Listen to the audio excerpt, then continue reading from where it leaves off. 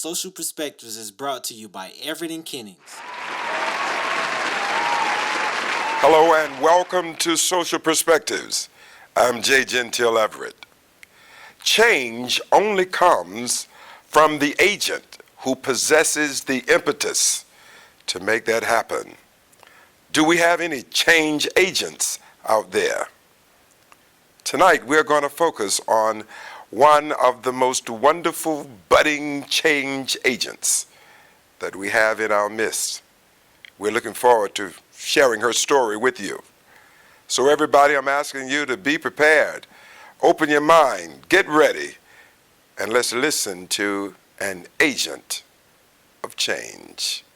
We'll be right back.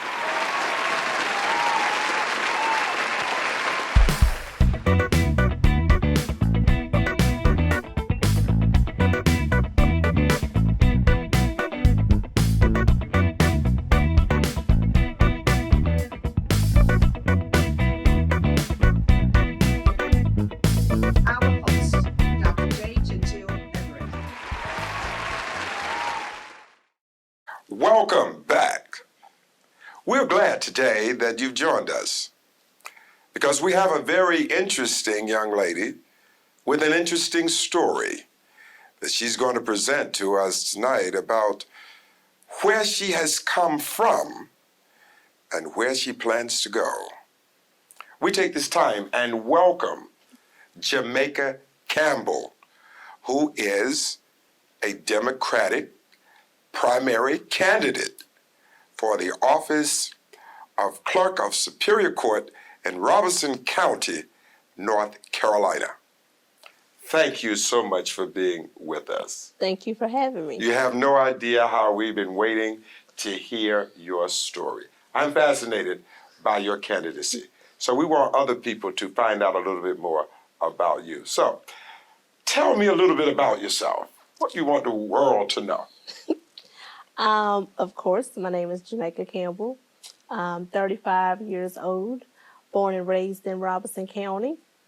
I attended Lumberton Senior High School, graduated in 2005, went straight to college, the first in my family, immediate family to attend college.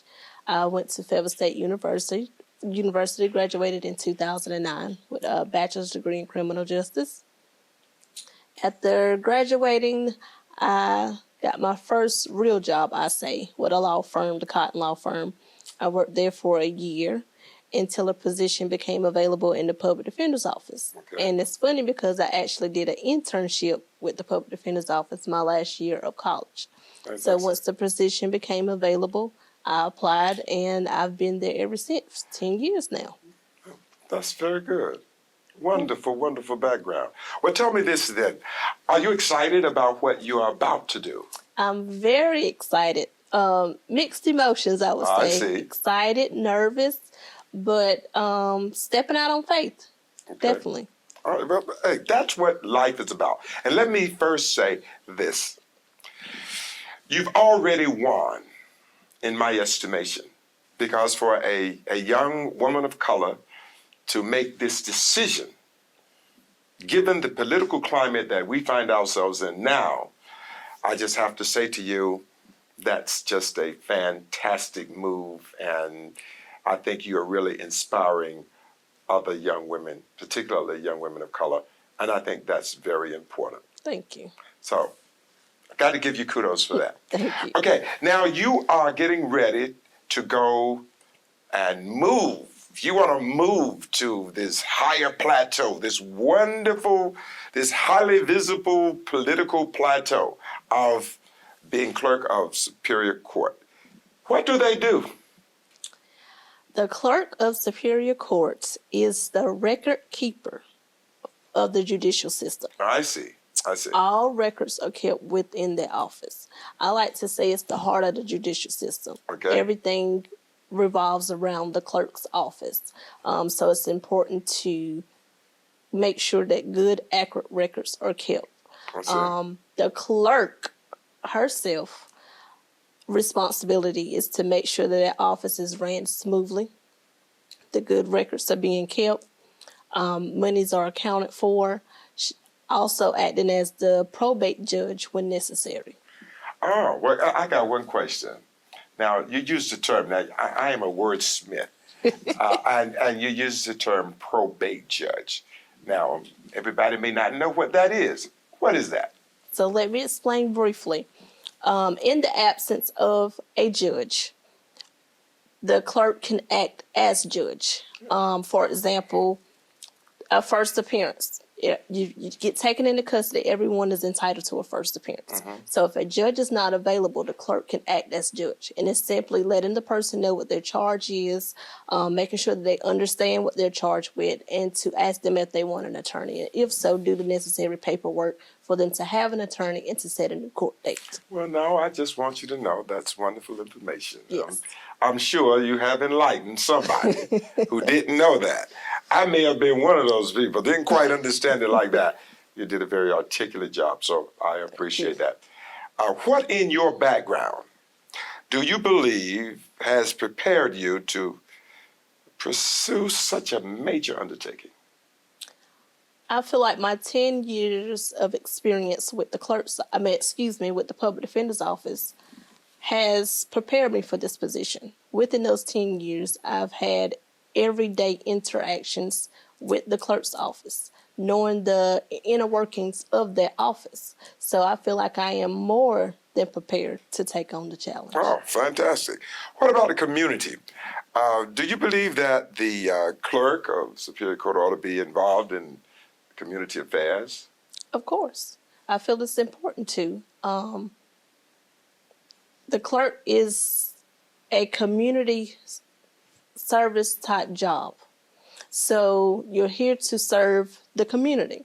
I feel like it's also important to be involved in the community, be out there. You get to know the citizens of the county that you're serving. Okay, now I'm going to quickly move to this issue. The judicial system, as we know it, is what it is. Do you want to address, what are your thoughts about the number of black and brown men in particular incarcerated versus white and maybe and other nationalities, whatever they may be? How do you feel about that? Do you feel like there is a discrepancy in the sentencing or what?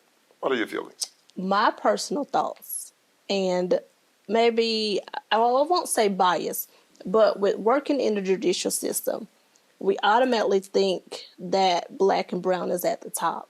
In reality, if you look at the numbers, it's kind of equal with other nationalities as well. The sentencing and things like that, I feel like it's off all across the board for everybody. Some changes need to definitely be made in that area. Is there anything that a clerk of Superior Court can do to influence or to help shape or reshape or have something to say to someone that can kind of help us with that problem? Is that at all possible? Honestly, I'm not sure.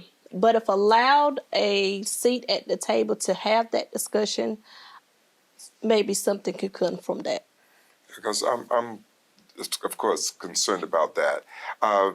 Tell me this, what about, do we have racism a lot in our community? Do you see evidences of a lot of racism? Yes. And I think it's to the point where it's blatantly obvious. It's not where it's discreet. It's just it's blatantly obvious. It's out there. It's like the norm, and that's not okay.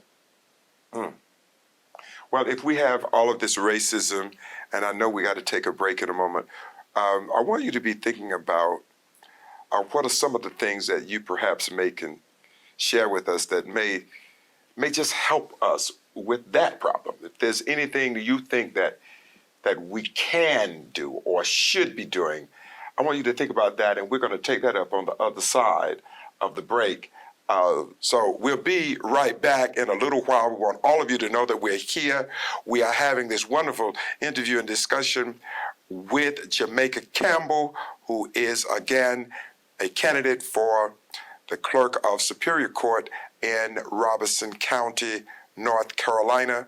So we want you to stay tuned, and we will be right back after these messages.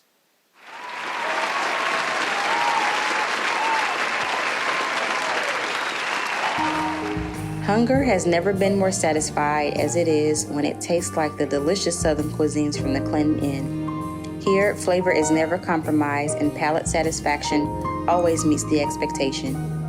The weekly buffet features all of the special dishes to which we have grown accustomed. Come dine with us on Tuesdays, Thursdays, Fridays, and Sundays, starting at 11 a.m. and enjoy a scrumptious meal at the Clinton Inn in Laurinburg, North Carolina, where food has never tasted so good. We are excited to share with you our new office that we just opened in the Washington, Maryland area. The phone number is 301-578-5800. That's 301-578-5800. Everett Media, please give us a call if there's anything that we can do to help you and your community, or to shed or shine light where there is darkness. You can catch all of the things that we are involved in. Please go to our website. That's jgeverett.com. Follow up with the number that's at the bottom of your screen, and you will be able to stay in touch with us. You can contribute to our causes, and we will have merchandise there for you to purchase. That's Everett Media, 301-578-5800.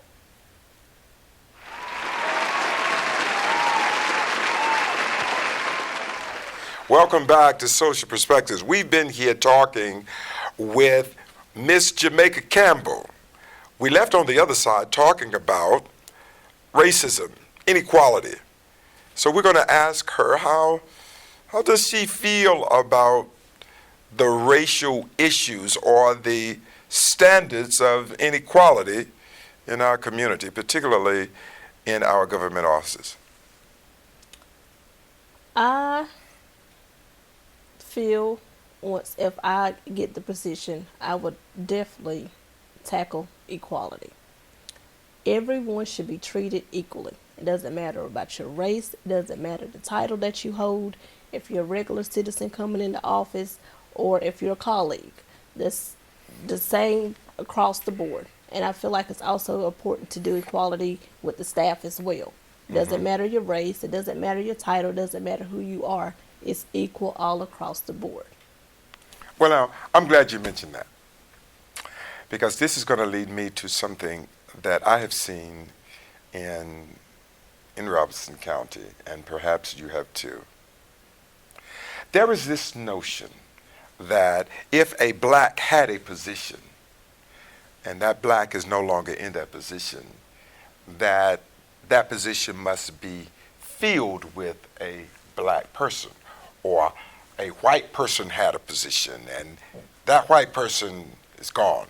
It needs to be filled with white and Native American, and it goes on and on and on. I'm gonna be honest with you. That was the first time I had heard of that practice. I didn't know that it existed, but I found that it does. How do you feel about we must fill positions based on ethnicities because we feel like the only fair way to do it is to make sure that whether they're qualified or not, it's wonderful if they are, but what's most important is that we keep racial harmony by filling positions with certain races of people so that it will appease one group and satisfy some other group. Help me with this. I would imagine you are familiar with this. Yes, it's definitely the norm. It's no written policy. It's just like it's just something and that's what you're supposed to do. I don't agree with it at all. I feel like people should be put in positions to do the job. You know, and it's beyond the race and it's beyond being qualified. It goes to who you know Yeah. as to why you get it. See, that's another thing that I have, seen a lot of, and I've been really curious and frankly shocked by it. People are quick to say, okay, if you want something done, go to this person. Go to that person. This person has a certain position in your community. Go to that person, and that person can walk on the water for you and part the Red Sea and make things happen for you. And it is sort of like we're going to operate on a buddy system. Last time it was yours. Last time it was your person, we did. And now it's my turn. How do we end that?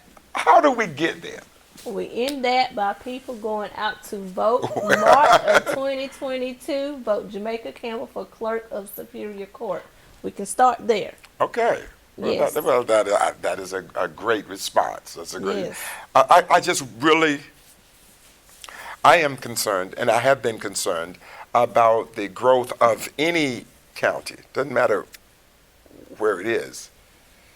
Until we can really open the door to talent, to real talent, authentic talent.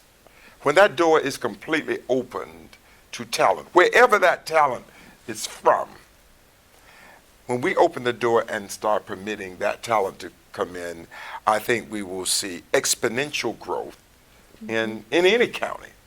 Because sometimes the employment situation is sort of like you hire from the county. Somebody applies for the job and they're called, maybe let's say a county commissioner, or they're called somebody, and one of the things they want to know, okay, is the person from the county? Well, what does that do when you advertise for the job everywhere and somebody from Kansas City applies for the job? In my opinion, they don't even look at all of the people that apply for the job. They're only looking at the ones that the special phone calls are made for. I see. Or their pickings. Or, I got a position open and you need to apply, I got you.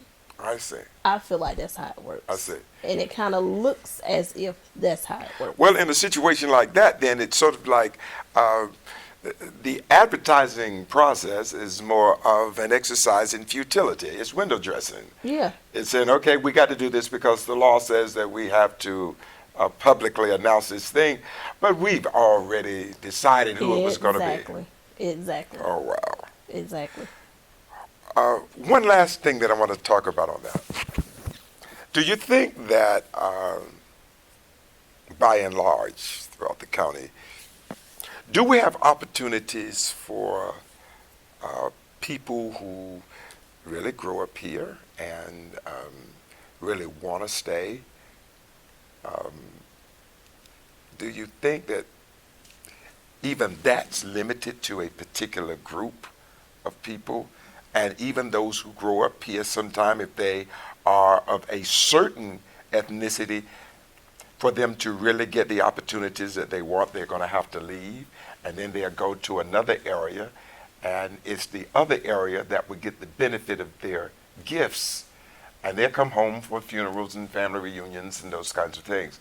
But the reason why they had to leave was because of the limited opportunity that they were going to have in their own county.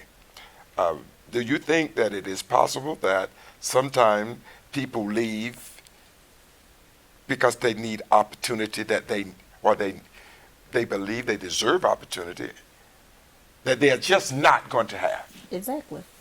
I feel like that's why a lot of people leave. I've had a lot of classmates who actually graduated high school moved away, become very successful doctors, lawyers. You know, they may come back home just for a class reunion Sure, or, sure, or sure. something. You see them in passing, and then they're gone back because there's no room for growth. There's no opportunities here. Wow. Well, it looks like you're going to have your hands full in trying to tackle quite a few things. Exciting. I'm ready for the challenge. Well, that's fantastic. I believe that you are ready for that challenge, and a challenge it will be, Yes. to say the least. Yes. All right. Have you considered that this is a David and Goliath story? I guess you can call it that. A David and Goliath story. I mean, here you are. You're a young native black person. And I say native black person because you're from America. That's why I'm saying you're native black. You are going against an incumbent, and incumbency can be a challenge for anybody going against incumbency, because incumbency has experiences and contacts and all of those things that they've made over a period of time. And you feel like you're ready for that challenge? Absolutely. Well, it's going to be definitely an interesting challenge for you, no doubt about that. One last thing that I want to mention to you. What then do we do? What's going to happen? March 22nd or whenever the general election is. And let's say that day, Jamaica Campbell is the clerk of Superior Court. Okay, what is your vision? What can we look for you to do? My vision is to run a office that is respected and that is spoke highly of, to change the customer service aspect, to implement accountability, to make sure I implement equality. If we can do all of those things, we can run an office that is almost perfect. Ah, you must have a Christian background. I do. Love that word, love that word. I tell you, you have been very interesting to speak with, to say the least. And we got a couple more things that we want to present to our audience. So we're going to take another break, and we're going to be right back with some final remarks from our candidate and some announcements that we will make from our show and some of the things happening with Social Perspectives. So just stay tuned. We'll be right back.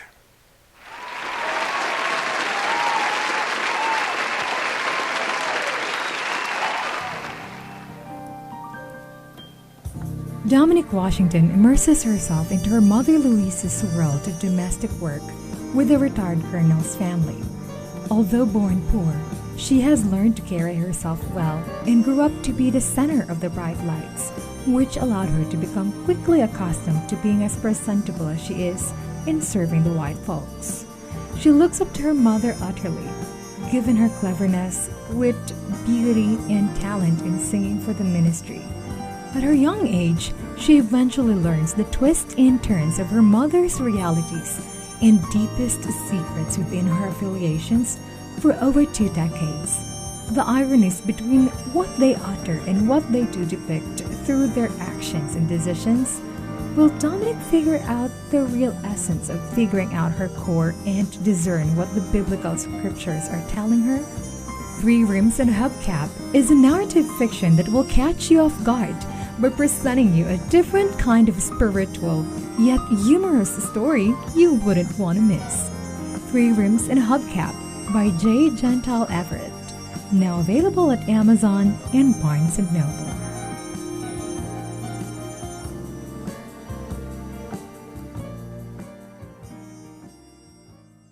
I want to give a special shout out to a young lady who's doing a marvelous work and trying to help people own their own homes. Her name is Denise Smith, Senior Loan Officer with Carrington Mortgage. Her credentials and contact information are on the screen now. Please get it and respond. They have many programs trying to help minorities and people who otherwise would not have the opportunity to own their own home.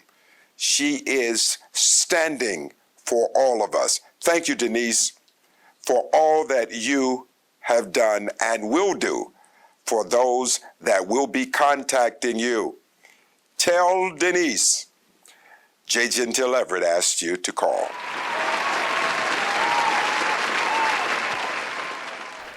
Welcome to our closing moments.